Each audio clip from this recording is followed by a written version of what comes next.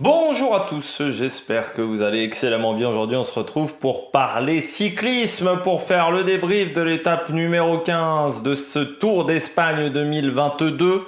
On va revenir également rapidement sur le Tour de Grande-Bretagne et sur une course de cyclisme féminin, mais je donnerai juste le résultat rapide. C'était une étape très intéressante, il s'est encore passé des choses du côté du général. Remco Evenepoel a encore pas été aidé par son équipe, mais on va revenir sur tout ça. On parlera également des bleus, comme d'habitude, et on fera peut-être un petit point général.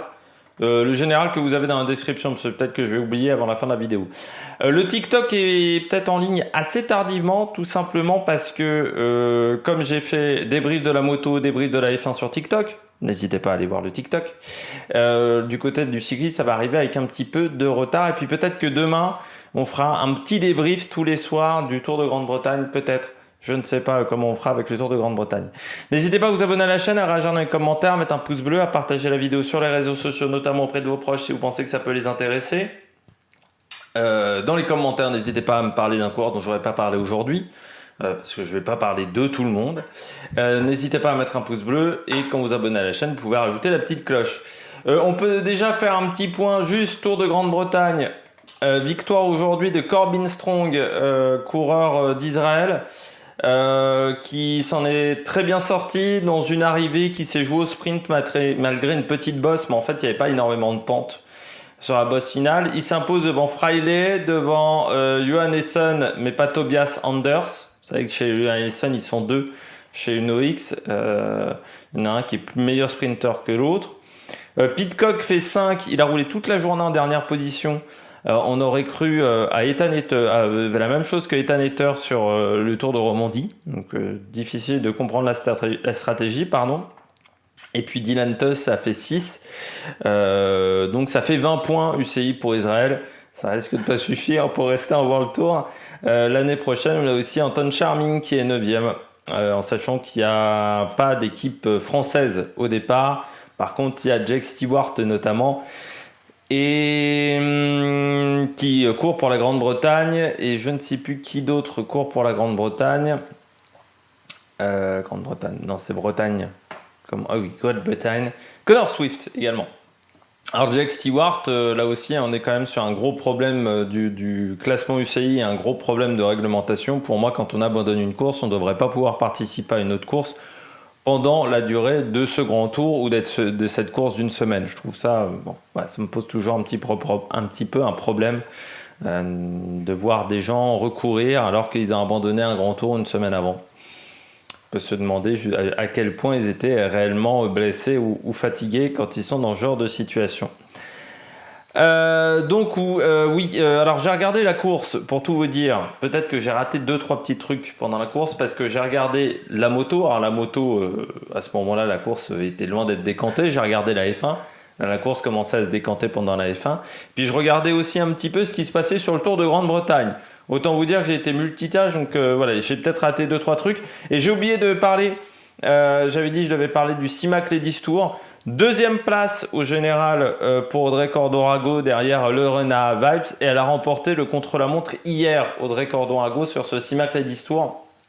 Très belle performance de la Française qui est on fire, qui est sur un très beau niveau de performance en ce moment. Et on sait que BNB voudrait la recruter, mais que Trek voudrait la conserver. Donc voilà, parce que je rappelle que BNB va lancer une équipe féminine. J'appelle toujours l'équipe BNB parce que bon, on ne sait pas trop quel sera le nouveau nom du sponsor, c'est encore un peu flou. Puis Valentin Madouas qui a remporté le Tour du Doubs devant Burgoto et Mathieu Souvel, mais là je n'ai pas regardé cette course. À un moment, je pouvais pas être partout. J'ai déjà, vous avez du cul parce que j'ai réussi à mettre 3 flux vidéo en même temps sur mon ordinateur. Alors c'est pas que l'ordinateur est RAM, c'est que vu ma connexion internet de merde, c'était quand même une sacrée performance en envoyant un TikTok au même moment. Vous avez du cul en ce moment, c'est que la connexion internet tient et que voilà, je me retrouve pas dans la même merde que l'année dernière pendant l'automne. On a eu une très belle échappée aujourd'hui sur ce Tour d'Espagne, dans cette étape numéro 15. 35 coureurs, il y avait notamment du Nibali, du Arensman, du Marc Solé aussi. J'en parlerai pas dans les coureurs au top, mais il a quand même fait un sacré numéro. Ça n'a pas tenu dans les 5-6 derniers kilomètres, mais il a fait quand même un sacré numéro. Il y avait Uran aussi dans cette échappée. Donc vraiment une très très belle échappée, une échappée All-Star. Pourquoi ? Parce que grosse arrivée au sommet. Avec cette Sierra Nevada, et on n'était pas sûr que ça aille au bout du côté de l'échappée, donc il y a eu vraiment un beau suspense. Grosse bagarre pour le général, parce que avec Quick-Step qui a roulé fort, la Jumbo qui a roulé fort, on a eu vraiment une très très belle bagarre pour le général, et ça se resserre. Ce soir, il est difficile de dire qui va gagner dimanche prochain. Nous avons un Roglic qui est à 1,30, nous avons un Enric Mas qui est à 2 minutes, ça va jouer entre ces trois-là. Parce que Miguel André Lopez est beaucoup trop loin, parce que derrière on est quasiment à 5 minutes. Mais par contre, entre ces trois-là, lequel vraiment va s'imposer? Et puis il va peut-être y avoir un moment la Covid qui va jouer là-dessus. Mais on a ce soir un énorme suspense à l'entame de cette 3e semaine.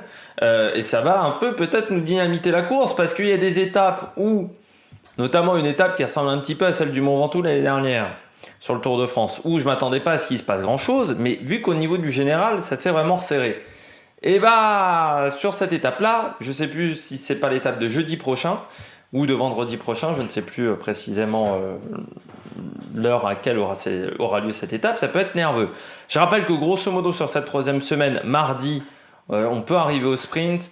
Il y aura peut-être une bagarre puncher-sprinter, et dimanche, ça arrivera au sprint. Par contre, il peut se passer beaucoup de choses. Donc, il y a encore mercredi, jeudi, vendredi, samedi, 4 étapes. Alors, toutes ne sont pas aussi intéressantes pour faire des écarts, mais ça laisse quand même encore de quoi faire. Donc, ça va être très intéressant. Note de l'étape, j'ai mis 16 sur 20. Pourquoi 16 sur 20 ? J'ai mis 2 points de plus qu'hier. Alors, hier, c'est vrai qu'en réfléchissant, j'aurais pu mettre 15. J'aurais pas mis 16 hier, parce que je savais qu'il allait y avoir cette étape-là. Et que je savais que cette étape-là vaudrait peut-être 16 ou 17. Elle vaut pas plus que 16 aujourd'hui, parce que ça a mis quand même encore un petit peu de temps à se décanter. Ça, c'était pas l'étape du Granon, par exemple, sur le Tour de France. Donc à un moment, il faut avoir un petit peu des critères. Mais 16 parce que j'ai pris du plaisir à regarder cette course, et pourtant je faisais d'autres choses en même temps. J'avais pas le cerveau qui était accaparé par la Vuelta, et donc j'ai pris beaucoup de plaisir à regarder ce qui se passait. J'ai bien aimé ce qu'a fait Marc Solé, Arensman aussi. Je trouve qu'il y a des coureurs qui ont osé. Je pense à Miguel André Lopez, Ben O'Connor aussi qui fait une belle montée finale, Roglic qui a mis son équipe à contribution. Je trouve qu'il s'est passé des choses très intéressantes dans cette étape, et qu'il y a beaucoup de choses à décrypter. Enfin, il y a quand même pas mal de choses à décrypter ce soir, et on va essayer de tout faire dans cette vidéo. C'est pour ça qu'on commence tout de suite par le bilan des Bleus. De la vidéo, c'est peut-être pas ce qui va être le plus intéressant, ce bilan des Bleus.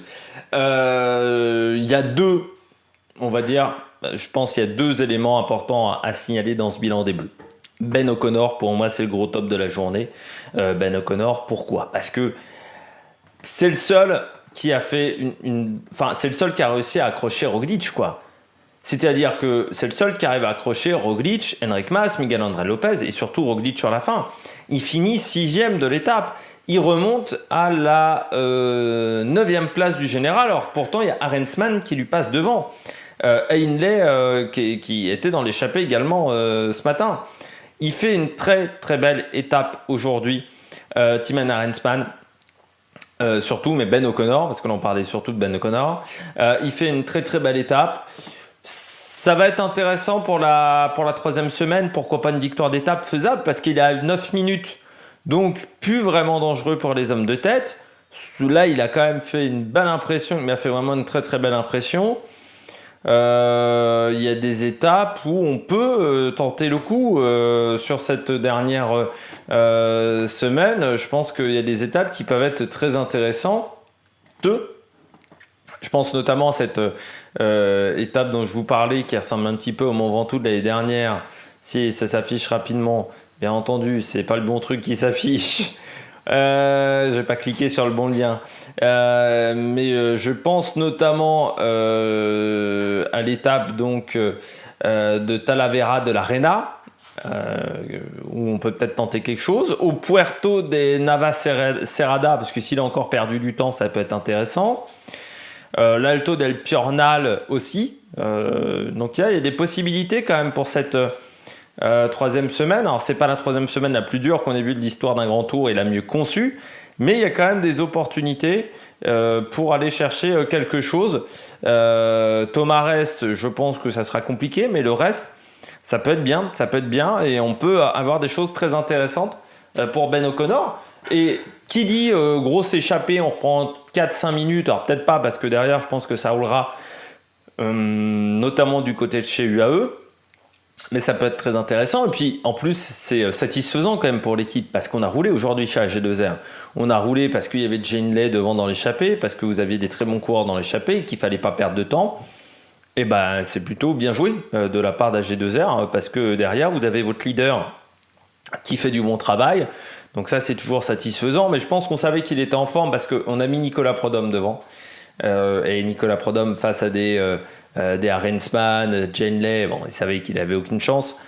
Donc c'était plus qu'intéressant de faire de cette manière et plus que logique de se dire, ouais, je pense qu'on savait déjà ce matin que Ben O'Connor, ça va plutôt pas mal. Mais ça montre à quel point cette Vuelta est quand même difficile à analyser parce que vous avez des mecs qui commencent mal la course et qui finissent très bien.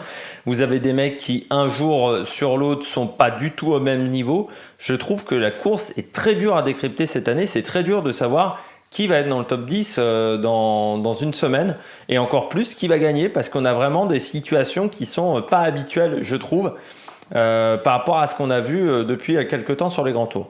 Plus/moins la Groupama, alors j'aurais pu mettre également Ligébert, mon Prodhomme qui était dans l'échappée. Pourquoi je mets Groupama ? Ils n'ont pas raté l'échappée, ce qui est déjà pas mal. Après, c'est sûr que Reichenbach, par exemple, c'était trop juste. Aujourd'hui, avec Rudy Mollard, il y avait meilleur qu'eux, mais au moins, il ne fallait pas rater l'échappée. Et ça, c'est déjà une belle satisfaction. On verra si Pinot prend des échappées en troisième semaine, parce que là, donc, on l'a très peu eu. Thibaut Pinot, il y aurait quand même des opportunités à prendre des échappées en troisième semaine. Thibaut Pinot, aujourd'hui, il a fini à 13 minutes avec Elie Gebert. Est-ce qu'il a forcé ? Je suis pas sûr.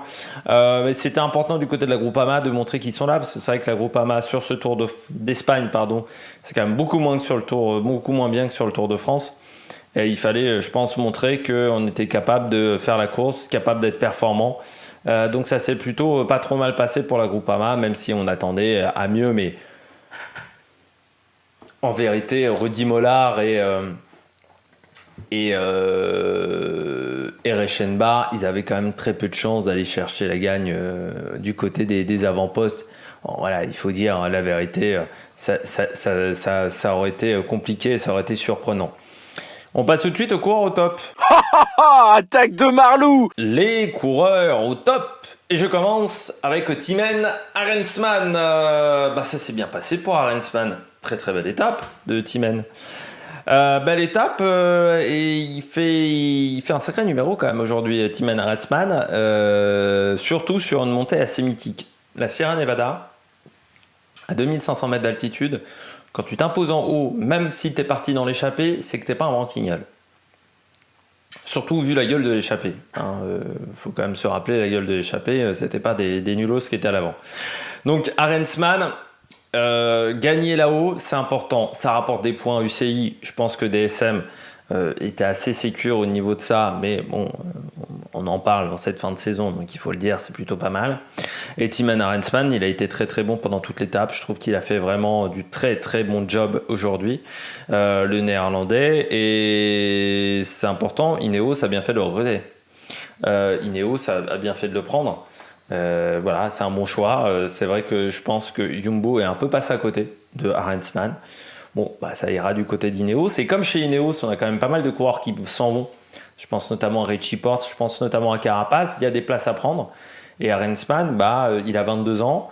Voilà, il a un an de moins même que Rodriguez. Ça peut être un coureur qui peut se placer, alors peut-être pas encore en tant que leader, mais il peut se placer comme coureur important. Et avec tous ces leaders tous ces grands coureurs qui partent, Ça peut être un coureur qui peut se retrouver à avoir un bon statut, surtout que Geraint Thomas, il est quand même pas tout jeune. Donc est-ce que Geraint Thomas, il aura la même forme que cette année chez Ineos? Enfin voilà, c'est quand même un très bon choix, Tim Arensman, qui aura 23 ans en toute fin d'année, en toute fin de saison, et qui fait vraiment, enfin voilà, une belle course quand même. Il est dans le top 10 de nouveau. Alors est-ce qu'il tiendra? Ça, c'est la grande question. Mais c'est une belle victoire du côté de la Sierra Nevada. Et puis bon, peut-être qu'il va en gagner une deuxième lors de la dernière semaine. Et DSM, ils s'en sortent toujours bien quand même sur cette course. On se souvient l'année dernière avec Storer. Là, cette année avec Arensman, c'est une équipe qui aime bien le Tour d'Espagne, qui arrive souvent à faire des performances sur le Tour d'Espagne. Et puis voilà, bon, la saison la course a été vraiment bonne pour DSM. Et c'est vrai qu'il faut souligner la performance de l'équipe néerlandaise sur cette étape. Donc c'est vraiment bien. C'est vraiment bien. Voilà, il a fait du bon job aujourd'hui. Et on espère que ça va continuer. Et puis bon, chez DSM, c'est des points importants. Et puis bon, voilà, ça montre aussi que tu pars. C'est toujours plus facile de partir avec une victoire que de partir quand tu t'engueules avec tout le monde. Là, au moins, on aura le sentiment qu'il a fait du travail bien fait et c'est toujours plus facile. En termes d'entente avec son équipe, si ça se passe mal chez Ineos, ça sera plus facile de revenir chez DSM. Enric Mas, c'est la première fois depuis très longtemps que je vois Enric Mas oser quelque chose. Je vous avais dit, j'avais peur avec Enric Mas qu'il se contente du podium. Aujourd'hui, il a tenté le coup. Il a tenté le coup avec Miguel Ángel López. Déjà, bon, il fallait suivre le rythme de la Jumbo, il fallait suivre Roglic, parce que au pied de la côte, il a fait un sacré rythme. Et puis ensuite, il faut suivre. Enfin, il faut se dire, je vais suivre Miguel Ángel López sur une montée comme ça. Miguel Ángel López, quand même, c'est l'un des meilleurs du monde. Je vais tenir sa roue et je vais le dépasser. Et là, sacré Enric Mas quand même ce soir. Il reprend quand même plus de 30 secondes sur Evenepoel. Donc vraiment très très belle performance. Il reprend également une vingtaine de secondes sur Roglic, ce qui fait que le match pour la victoire est totalement relancé parce que lui il est à 2 minutes. Sur une troisième semaine ça se reprend 2 minutes. Il est qu'à 30 secondes de Roglic. C'est vraiment bien ce qu'a fait notre ami Enric Mas, et c'est bien qu'il ait tenté parce qu'encore une fois c'est pas forcément le coureur le plus spectaculaire, Enric Mas, et là il a osé. Enfin à mon sens c'est pas le coureur le plus spectaculaire et je trouve qu'il a vraiment osé, qu'il a pris son courage à deux mains et il a fait quand même là aussi une sacrée performance. Alors Arensman était intouchable parce que c'est vrai qu'Arensman a quand même fait une très très belle montée parce qu'il a perdu assez peu de temps dans les 10 derniers kilomètres sur les hommes de tête. Mais derrière, solide quand même Enric Mas. Et puis devant c'est Miguel Ángel López. Alors il lui met que 2 secondes, mais il faut les mettre les 2 secondes. Donc ouais, sacrée performance pour Enric Mas. Je parle pas de Jevine, parce que là je le vois de Jevine. Jevine, il a désormais quasiment 30 points d'avance sur Carapaz au niveau du classement de la montagne. Donc c'est plutôt intéressant, même s'il faudra encore se montrer en 3e semaine.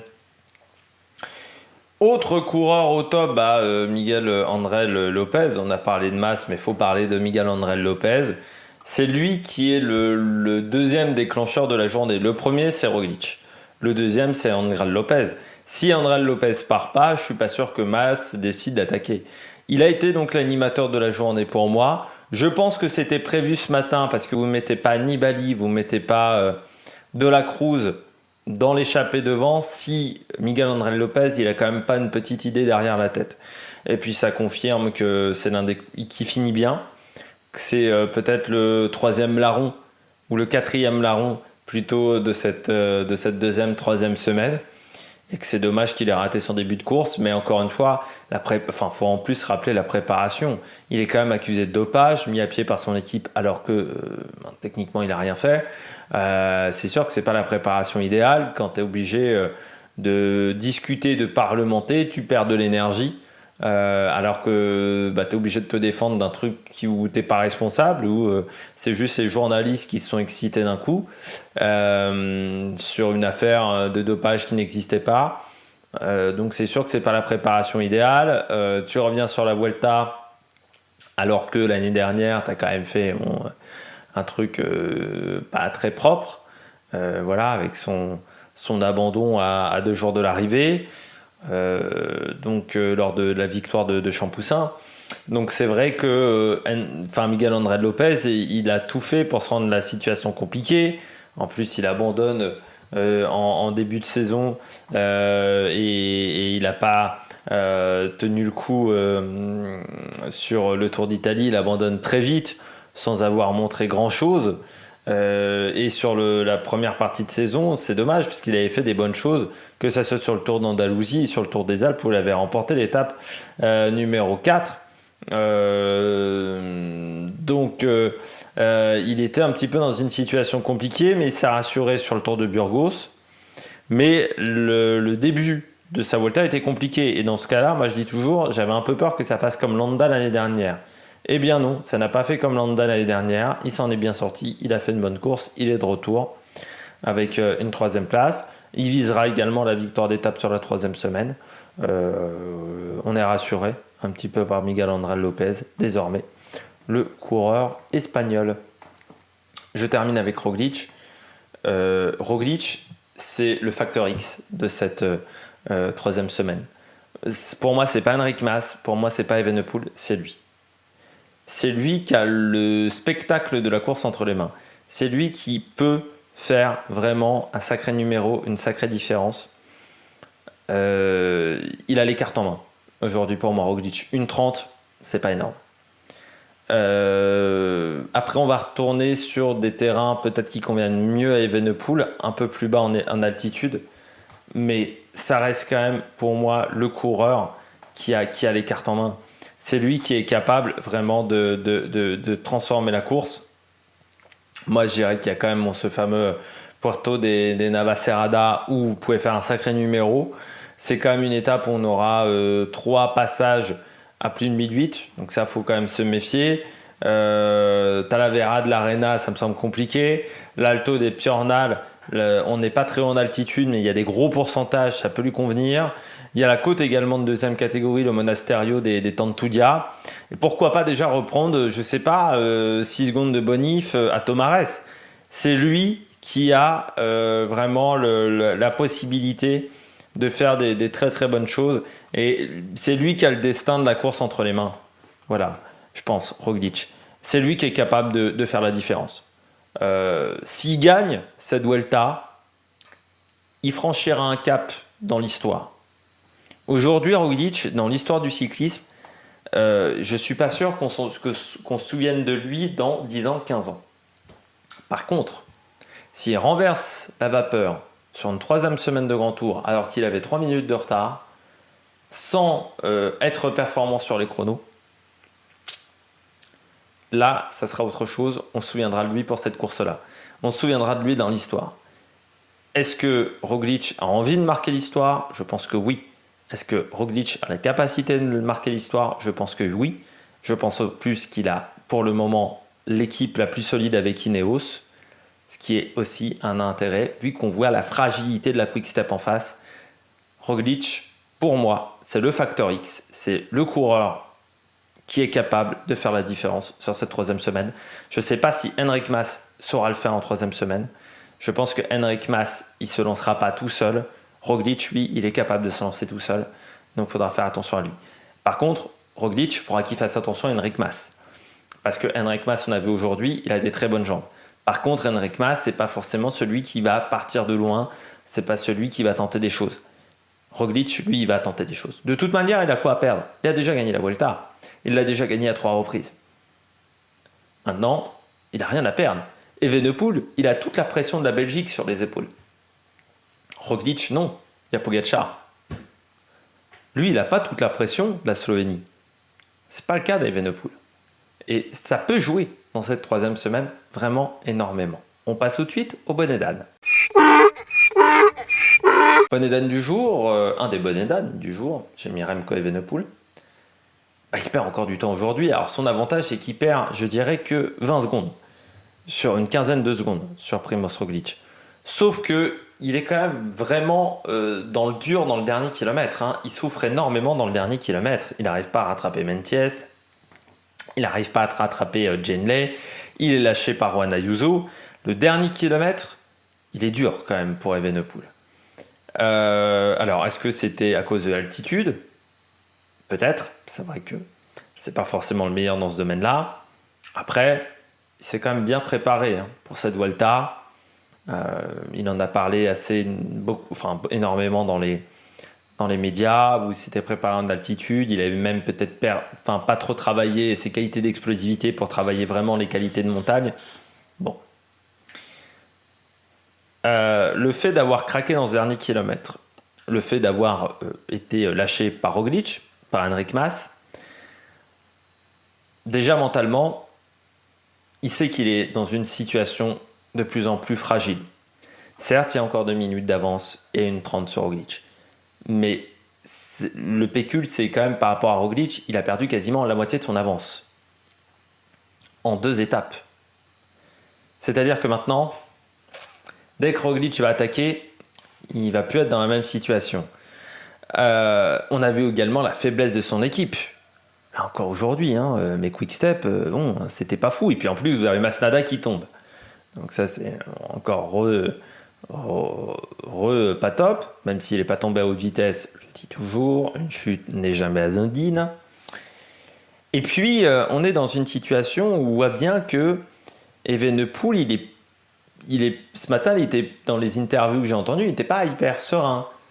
C'est pas le Evenepoel du début de course.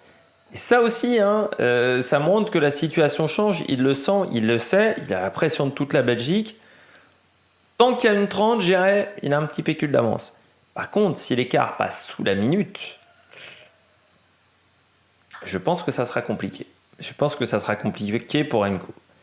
Après, est-ce que c'est parce qu'on était en altitude ? Est-ce que c'est à cause de sa chute ? C'est difficile de le dire. C'est difficile de savoir lequel de ces deux choses, ou est-ce qu'il est fatigué ? Est-ce que c'est juste qu'il ne tient pas 3 semaines de course ? Mais aujourd'hui, il a perdu trop de temps à mon goût. Et maintenant, il reste une semaine. S'il perd tous les jours 20-30 secondes sur ses adversaires, ça ne tiendra pas. Il y a encore 3-4 étapes, donc il flanchera. Le podium, c'est joué. La gagne, ça risque d'être plus compliqué. Autre bonnet d'âne du jour, autre coureur qui a été en difficulté, c'est Carlos Rodriguez. Quand je vous dis que cette course, elle est difficile sur cette course, j'ai beaucoup de mal à analyser la situation, c'est que pour moi, hier, j'ai dit dans les commentaires, je voyais Rodriguez beaucoup mieux qu'Enric Mas et mieux que Juan Ayuso. Pour moi, c'était le meilleur espagnol. Ce soir, il explose complètement dans le final. C'est-à-dire que Rodriguez finit 14e. Derrière Marc Solé, il perd 3,29 sur un Rensman, donc il perd 2 minutes sur Enric Mas, alors que hier, son coup de pédale était hyper fluide. Aujourd'hui, il est 5e, il perd une position par rapport à Juan Ayuso. Je ne voyais pas ça hier. Alors, je ne suis pas devin, mais moi, je trouve que cette course, elle est difficile à analyser parce qu'on a des rebondissements, des surprises. Il a moins de 10 secondes d'avance sur Miguel André Lopez, donc même le top 5 est pas assuré. Je m'attendais à mieux, je pensais qu'il serait capable de faire mieux. Hier, il avait un bon coup de pédale en altitude, je me suis dit l'altitude n'est pas un problème, sauf qu'hier c'était 1008, aujourd'hui c'est 2005. C'est peut-être ça qui a été le problème de Carlos Rodriguez. Une panne de jambe, un jour sans. Peut-être. Je considère pas que ça soit en ce moment le coureur espagnol qui soit plus le mis sous pression. Je pense que Juan Ayuso et Enric Mas sont plus mis sous pression que Rodriguez. Mais il a souffert aujourd'hui. Il a vraiment souffert aujourd'hui. Après, l'année 2022 sur les grands tours d'Ineos, ça n'aura pas été une réussite. Parce que là, Rodriguez, premier Ineos, il est 5e. Alors, si tu avais dit ça il y a 4 ou 5 ans que Ineos sur une année n'arriverait pas, son meilleur résultat, ça serait podium avec Geraint Thomas, t'aurais dit, ouais, c'est un peu une blague, quoi, mais bah non, mais et aucune victoire sur les 3 grands tours, c'est pas arrivé souvent également à Ineos. Mais là, Rodriguez, ouais, il a souffert, et dans la montée finale, lui aussi, il est pas top. Il est largué notamment par Almeida, largué par Ayuso, mais surtout largué par Almeida dans le final. Lui aussi, il a souffert dans les derniers kilomètres. La dernière minute qu'il perd, ça doit être en 2 km et demi, 3 km. Il perd vraiment la dernière minute sur très peu de kilomètres. Donc ça aussi, c'est un petit peu inquiétant. Et puis je termine avec Nibali. J'aurais pu mettre McNulty, mais j'ai décidé de mettre Nibali. C'est dommage parce que il fait un très grand Giro. Mais là, sur ce Tour d'Espagne, il quittera pas le cyclisme par la grande porte. Alors, il y aura le Tour de Lombardie. Le Tour de Lombardie, je pense qu'il y aura une fête sensationnelle pour lui à l'arrivée. Mais sur ce Tour d'Espagne, que ce fut dur pour Nibali. Là, il est lâché très vite. C'est même De la Cruz qui est devant lui. Donc ça montre que physiquement, il est pas trop dedans. C'est un peu comme Valverde. Il traverse cette course sans être très visible à l'écran. Mais je dirais que pour Nibali, c'est encore pire. Je trouve que même en tant qu'équipier, il n'a pas fait un gros travail aujourd'hui. Voilà, donc ça montre bien que les jambes ne sont pas bonnes. Alors pourtant, il avait fait un Tour de Burgos qui était, je trouve, pas trop mal. Et puis McNulty, oui, McNulty, compliqué, hein. Pourtant, on en avait parlé en début de course chez UAE. J'avais dit, si Ayuso, Almeida se plante, McNulty, c'est une belle solution de rechange. Incapable d'être performant sur les chronos, incapable d'être performant en montagne. Ça a été compliqué pour McNulty. Eh bien, c'est la fin de cette vidéo. Demain, il y aura de la F1 et de la moto. Il n'y aura pas de débrief cycliste. N'hésitez pas à aller sur TikTok pour vous abonner et pour regarder le contenu qu'il y a sur la chaîne TikTok. N'hésitez pas également à aller sur Spotify, EPS 2.0. Le 2e épisode est en ligne. Toujours libre d'accès avec un format un peu différent où on parle de cyclisme, on parle de Thomas Voeckler. Donc n'hésitez pas à écouter ça. Et puis nous on se retrouve donc demain pour la F1 de la moto et pour le cyclisme.